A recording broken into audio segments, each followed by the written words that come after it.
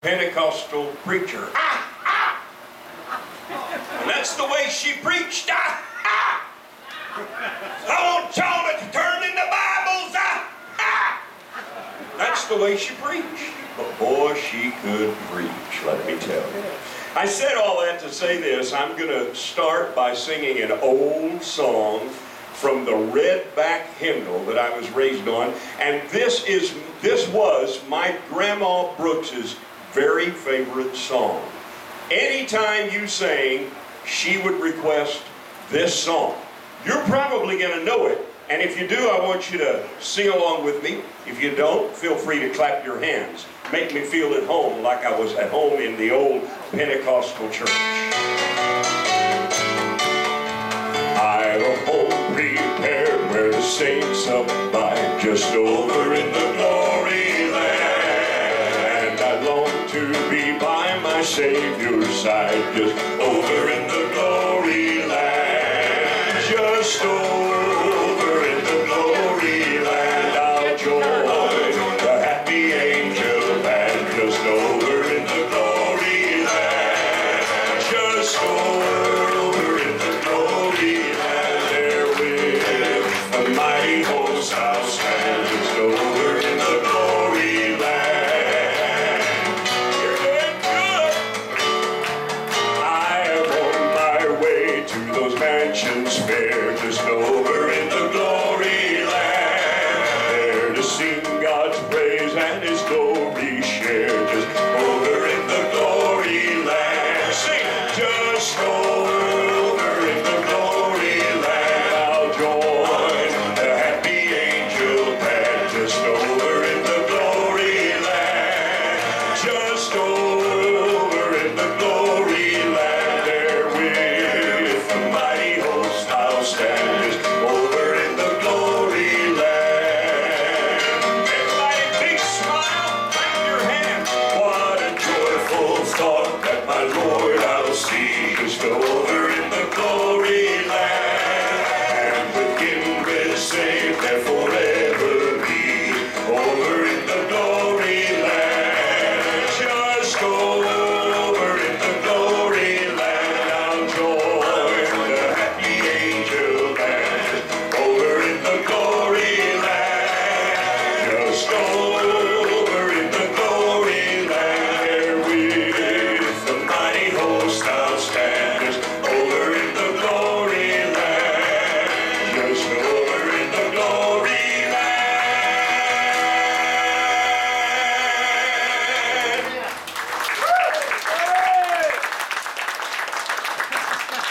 This morning, they are, I believe, starting something new here at Narrow Trails Cowboy Church, giving away a door prize to some very, very lucky person.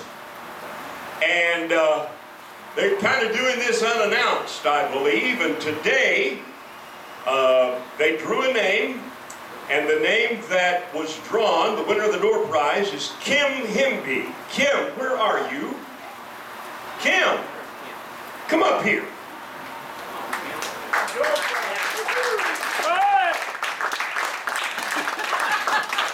Kim, you didn't know anything about this, did you? You didn't. Well, you're the winner of the door prize, and I'd like to give it to you right now.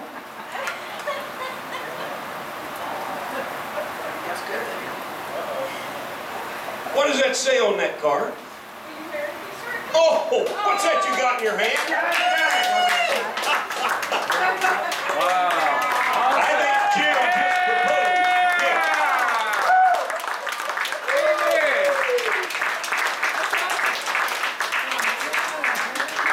Well, what's your answer? Oh, okay. All right. I would say you may kiss the bride, but we can't do that yet. But anyway, congratulations. Jim just proposed to her. She said yes, so they're now officially engaged. Give them another big round.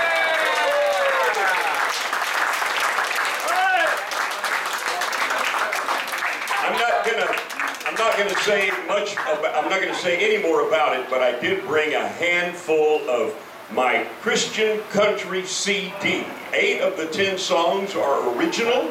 that were never recorded before, brand new songs, and here is one of them I thought I'd sing for you. I actually released this around the nation, and it went number 2 on the Christian country gospel charts.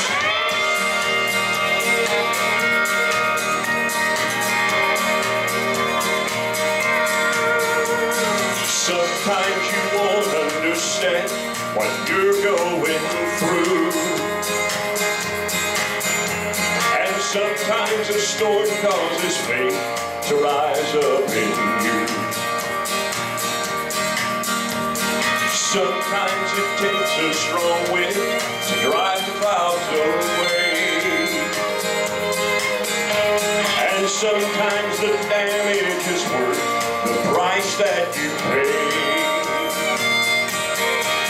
When you come through the storm, your tears will wash away the rain.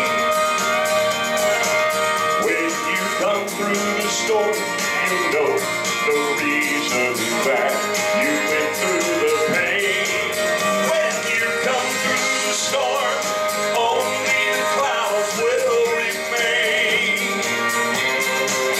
When you come through the storm, your tears will wash away the rain. Sometimes the sky gets so dark, the sun just won't shine. And sometimes the light gets a little bit too hard to find. But when the morning comes, it pushes the darkness away. And sometimes the damage is worth the price that you pay. When you come through the storm, your tears will wash away the rain.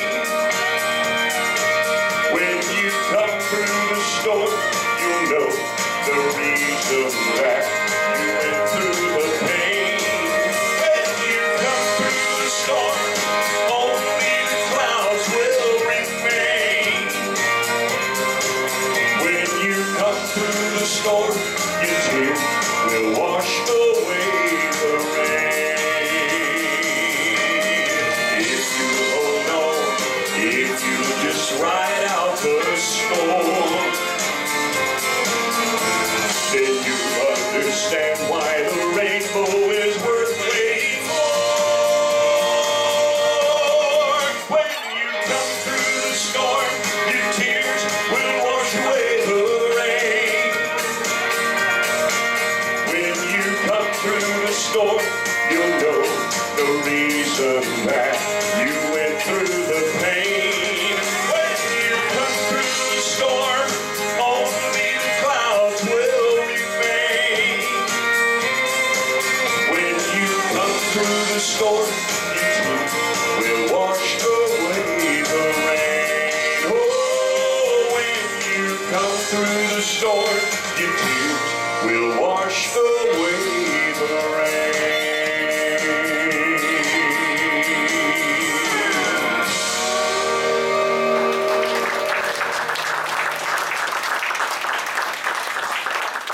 By the way, I did bring a handful of those CDs, and they're just $10.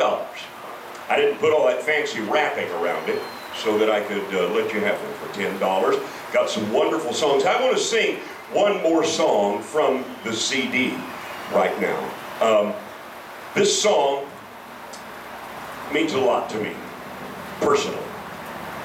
It's not something that I personally have gone through, but a very dear friend of mine did. And this friend of mine happens to be the writer of the song. This friend of mine was born into a Christian family, and his dad was a pastor. This friend of mine happened to be very blessed in music, and being able to write music and songs. Somewhere along the way, through a series of incidents, this friend of mine became addicted to drugs, and his life was nearly ruined.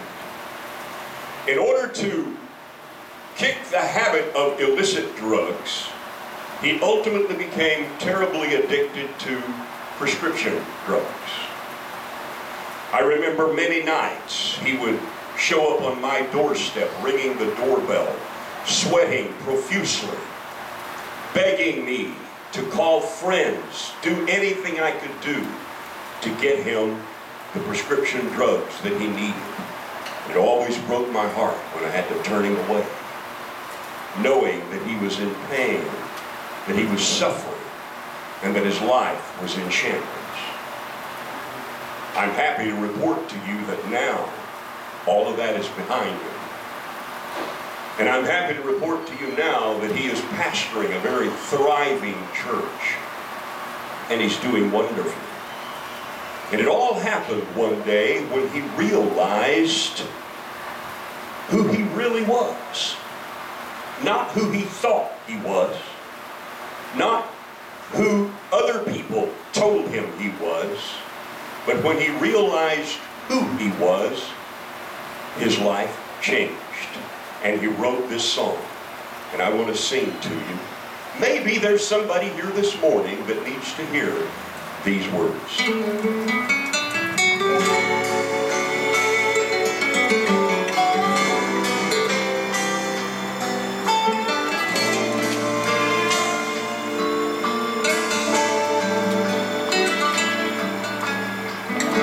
I was thirsty in the middle of the stream, and I was hungry but had plenty to eat. And I was lonely, yet I was not alone. And I was lost, though I was still at home. I was lost in the house, alone in the crowd, living far beneath my hopes and dreams, existing as one who didn't know he was a son, when all the time my father was a king.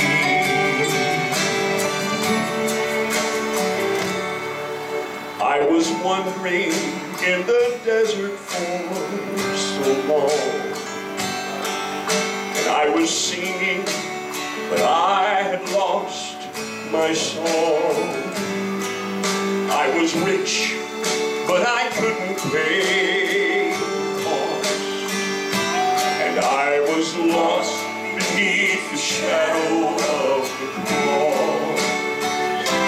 I was lost in the house, alone in the crowd, living far beneath my hopes and dreams, existing as one who didn't know he was a son, when all the time my father was a king.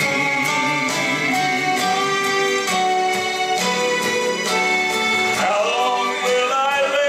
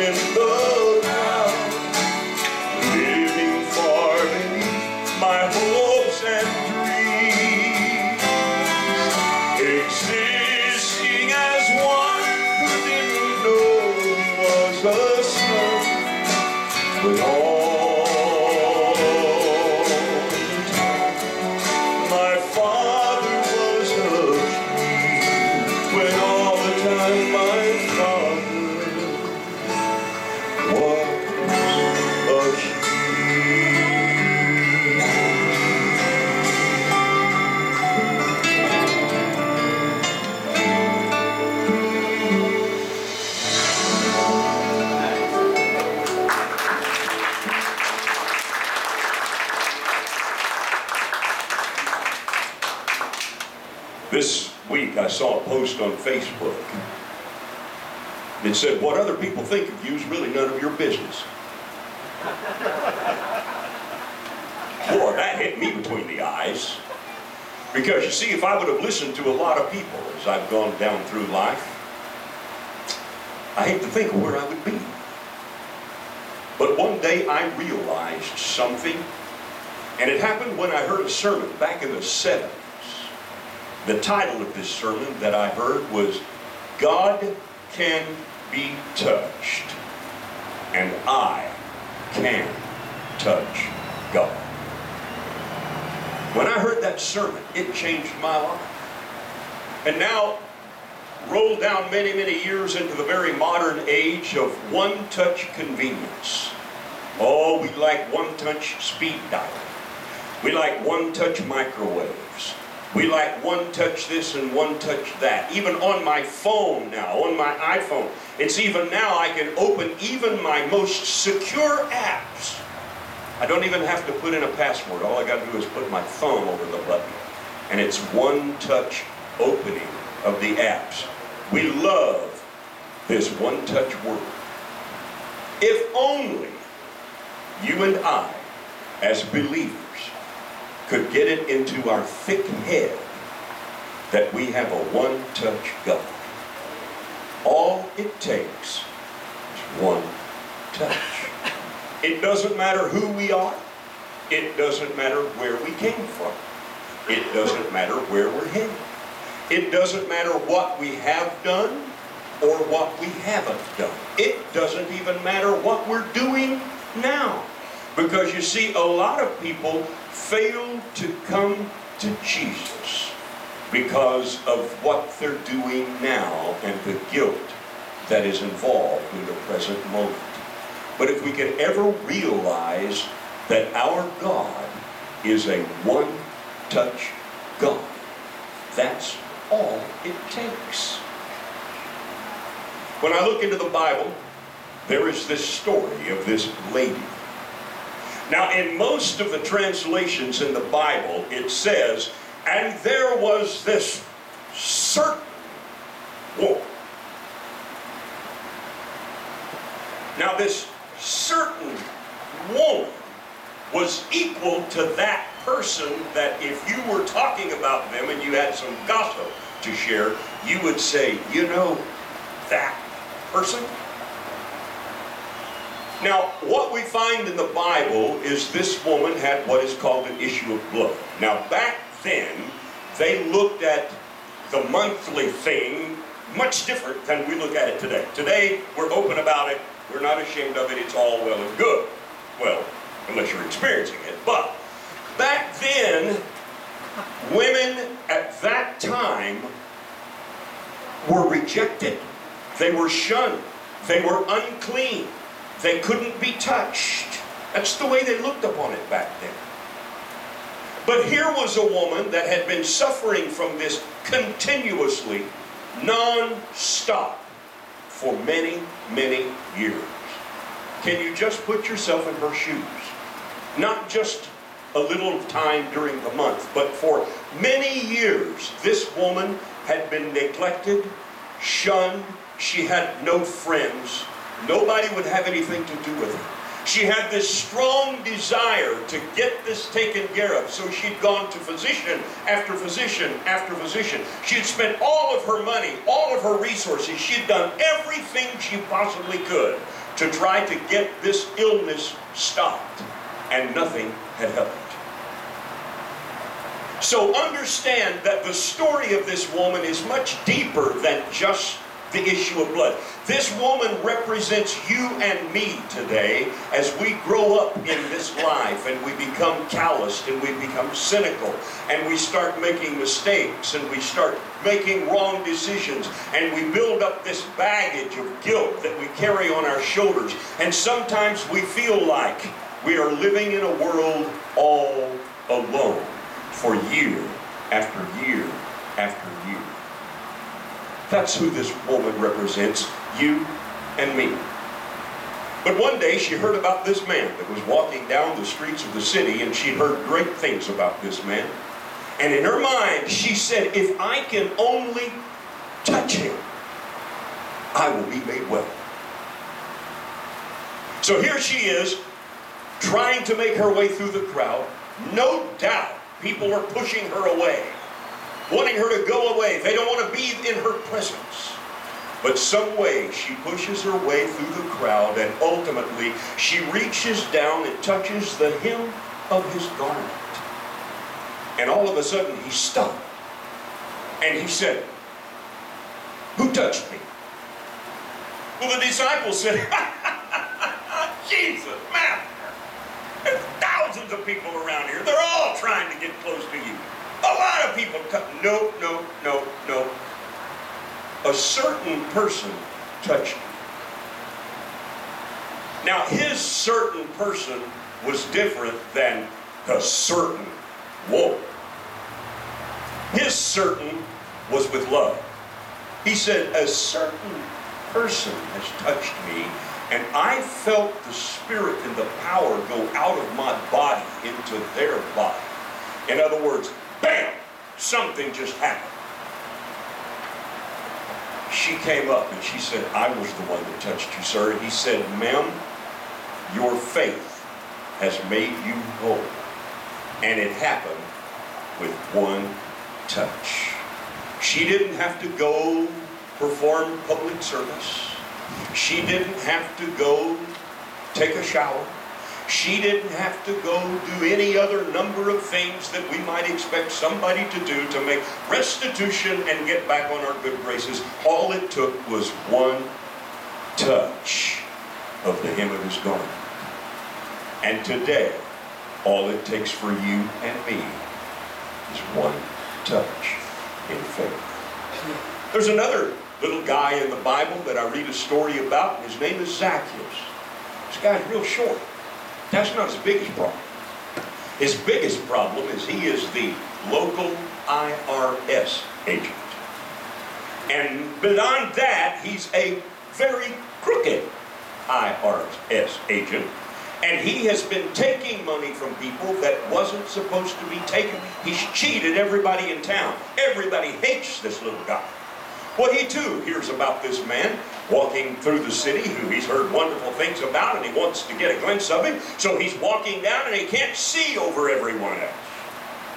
So he goes and climbs in a little tree, and he's sitting up there in the branches. Now, I have an idea that the reason that he was short is not the only reason he went and hid in the tree. I think he probably wanted to hide in the tree to keep away from everybody else because he didn't want to get beat up. So there is this little guy sitting up in this tree, peeking out. And Jesus is walking down the streets of the city, and instead of somebody touching the hem of his garment, and he feels the power going out of him with one touch, he stops and he looks up in the tree and he says, "Hey, Zacchaeus, I want you to come down out of that tree and stand here next to me. I need to go to your house and get some rest." In that one three-part statement, Jesus has fulfilled the basic needs of every human being that has ever lived. Psychologists tell us that every one of us need to be recognized. If we don't feel recognized, if no one knows who we are all alone in this vast universe, and there's not a worse feeling than that kind of aloneness. We have this innate need to be recognized. Jesus took care of that right off the bat with one word: Zacchaeus. Whoa, he knows who I am. I can just imagine Zacchaeus tried to climb higher or get behind a bigger branch. But then Jesus said, "I want you to get down out of the tree and come and stand here next to me." Bam! There's the second need he fulfilled.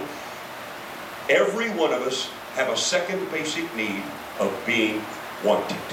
If we feel unwanted by everybody, we feel we have no purpose and no use for living. But Jesus said, "Zacchaeus, I know who you are. Zacchaeus, I want you to come down out of the tree and stand next to me."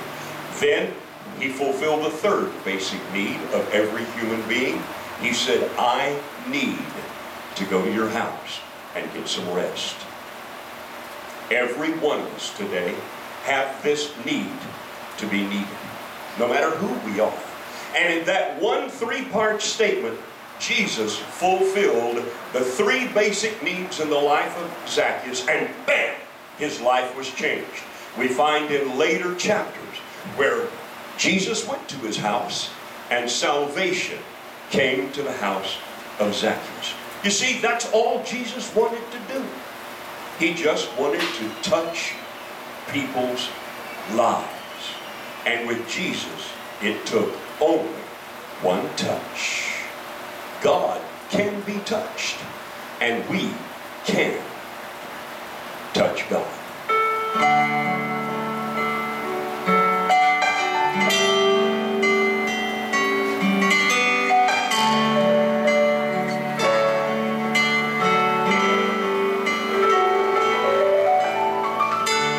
Miracles,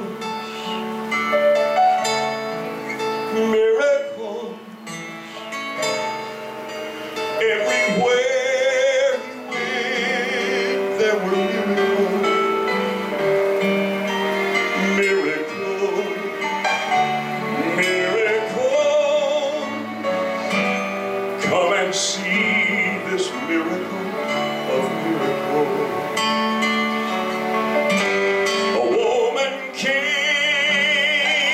Just to touch his robe, as she fell down at his feet. Then he said, your faith has made you whole.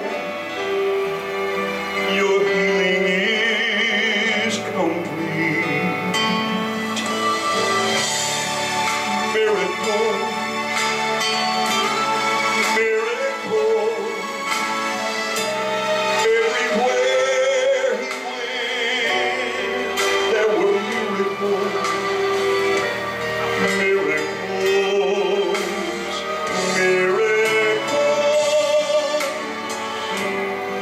Come and see this miracle of miracles.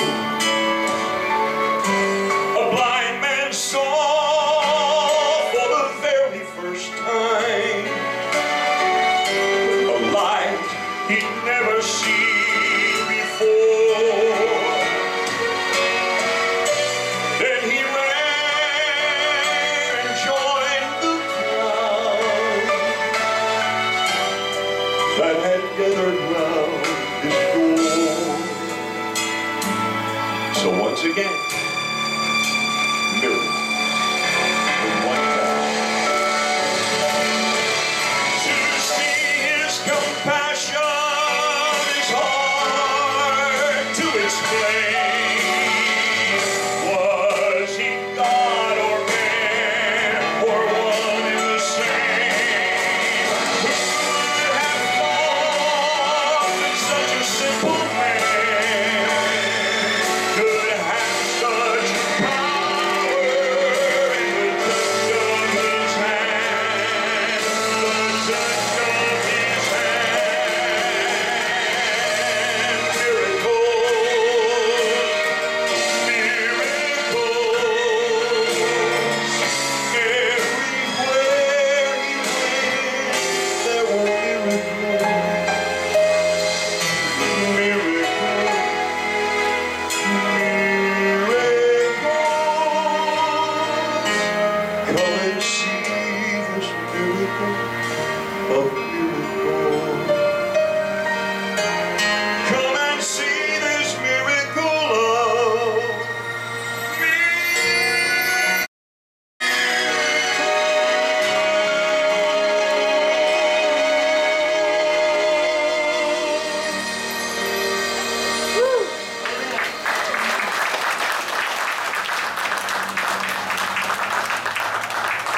But you see, the story is not over now. Because Jesus is no longer here physically on the earth with us. Basically, he left us in charge. It is our responsibility to do his work as believers. And I firmly believe that we can be one-touch Christians. In fact, I believe we are, whether we like it or not. On any given day, think of the number of lives you touch just by being in their presence. So the question is, when we touch people's lives, how effective and to what end is our touch? Is our touch a negative touch? That certainly won't. Or is our touch a positive touch? A certain person is set in love. So that's the question this morning. We touch people's lives on a daily basis. So is that one touch a touch for Christ? That's the question. Sometimes we never have any idea of what that touch is going to mean in someone's life. And I'd like to conclude this morning by just giving you a personal story of something I experienced several years ago. Back in the 80s, I had the privilege and the honor of working for and with the legendary Mr. Bob Hope. Mr. Hope was involved with charities all over the United States. And part of what he committed to a charity when he became involved was that once a year, he would come to this location and he would do a show and bring legendary celebrity friends with him and do a major production to raise funds for the charity. I had the privilege and honor of producing those charity events for Mr. Hope for 7 years.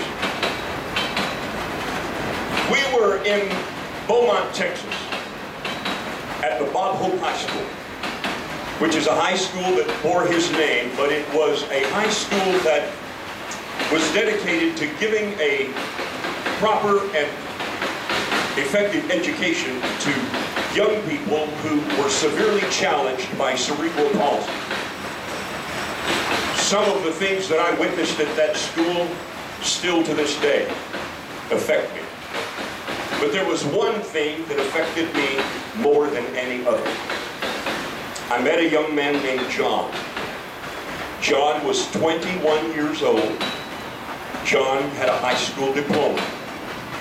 On the day that I first met John, he was about to get on a plane and fly to France to compete in the World Special Olympics in the category of buckyball.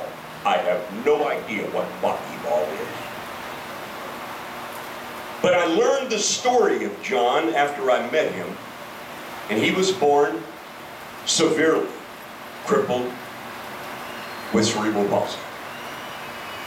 At birth, his parents couldn't handle it, and they gave him up. John was placed in what we would call an asylum or an institution. He was deemed to have no communication with the outside world at all. He was deemed and diagnosed to be a vegetable. He was deemed and diagnosed to be unintelligible. And he had no control over his body at all. He just laid there. He spent 8 years in this asylum just lying there. One day, Dorothy, who ran this special center in Beaumont, was visiting this institution. And she had been told about John. She went into his room. She said, "I want to see this young man." She walked into his room and she bent down and looked into his eyes. And when she looked into his eyes, the one touch happened. She saw something nobody had ever seen in 8 years. She jumped back and she said, "This boy is intelligent. This boy is amazing." She convinced them to let her take John to the Bob Hope School. And she spent hours and hours and hours and years upon years working with John. When I met him when he was 21 years old, he had a high school diploma. The only control he had over his body was he could move his head like this. Other than that, his body was useless. He was in a wheelchair, and on that wheelchair was attached a computer with a printer screen and a printer. And it also had a cup that fit his chin. And in order to communicate, John would do this with his face and move that chin cup and type in what he wanted to say. Then he would hit it a certain way and the computer would speak what John had typed in. What they ultimately found out was John was a genius. For 8 years, that genius had laid on a bed, useless. But because of that one touch, one day, his life changed. And then at 21 years old, his life changed mine. Because one day, the last time I saw John, I was standing next to his wheelchair and he typed in some stuff. And he hit the right button. And the computer said to me, "Thank you, Bill. I love you. God bless you." That changed my life. So the one touch that occurred when he was 8 years old between him and Dorothy, that same one touch occurred at 21 between he and I. But rather than eye contact, it was a one-touch computer. And that proved to me once and for all that God can be touched. I can touch God. And like I said in the very beginning, I don't care who you are, where you've been, where you're going, what you have done, what you haven't done, what you're doing now. Nothing matters except the fact that one touch will change your life forever if it's done in faith. Would you bow your heads? God, we thank you for this beautiful group of people here this morning. My. We feel your presence. Of course, we know you're present with us everywhere. But we feel an extra special presence this morning. And so, we just pray right now that if there's somebody here that has never accepted you, that they will realize it just takes one touch. All they've got to do is just simply believe and ask you to come into their life. If there's somebody here this morning that has already accepted you, but maybe they're having problems outliving that life that they know they should be living as an expression of you, help them to realize that one touch is all it takes, and all of that stuff, all of that guilt, and all of that garbage can be gone and cast into the sea of forgiveness. And then those of us that, well, maybe we're living where we should be. We don't have that many problems. We feel like we're doing your work. Help us to realize how many people on a daily basis we touch, and that it is our responsibility to touch them for you in a positive way and change their life as a result. In your Son's name we pray. Amen. Thank you for letting me come and be with you this morning, singing a few songs and talking to you for a few moments. I'll be standing right around here, or actually, yeah, I'll just be around here for a few moments. If you'd like to have one of my CDs for $10, just bring a $10 bill and come and see me. All right, I think everybody should stand up, and we're going to sing Happy Trails to You.